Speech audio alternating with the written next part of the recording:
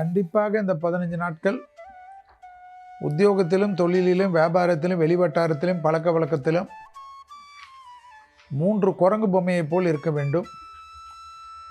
விநாயகரையும் அனுமனையும் பிடித்து கொள்வது தான் ஒரே வழி. அனுமன் சாலிசா உங்களை காப்பாற்றும். திடீர்னு தலைவலி சம்பந்தப்பட்ட விஷயம், நரம்பு சம்பந்தப்பட்ட கோளாறுகள், தூக்கமின்மையால் ஏற்படக்கூடிய மனக்கசப்புகள், மன குழப்பங்கள்லாம் ஏற்படலாம். அரசாங்கம், அரசு துறை, அரசியல்வாதிகள் அதீத கவனமாக இருக்க வேண்டும். பதட்டப்படக்கூடாது.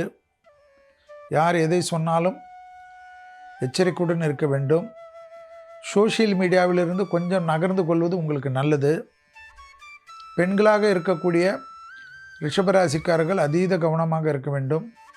உறவினர்கள், நண்பர்கள் என்ற போர்வையில் கூட நீங்கள் சொல்லக்கூடிய விஷயங்கள், ரகசியங்கள் அம்பலப்படுத்தப்படும். அதனால் தேவையற்ற கசப்புகள் ஏற்படும். எஸ் நோ என்று சொல்வது ஃபோனில் நல்லது ஏற்பட்டுவிடும். உங்களை சுருக்கி கொண்டு தெய்வ வழிபாடுகள், மனதிற்கு பிடித்த சங்கீதங்கள் கேட்பது, நாம கீர்த்தனைகளை கேட்பதெல்லாம் ஏற்றத்தை ஏற்படுத்தும். தொழில், உத்தியோகம், வியாபாரம், படிப்பு சம்பந்தப்பட்ட விஷயத்தில் தவறான முடிவுகளை எடுக்காதீர்கள். சிறிது நிதானத்துடன் இந்த 15 நாட்களை கடப்பது சிறந்த அமைப்பை தரும்.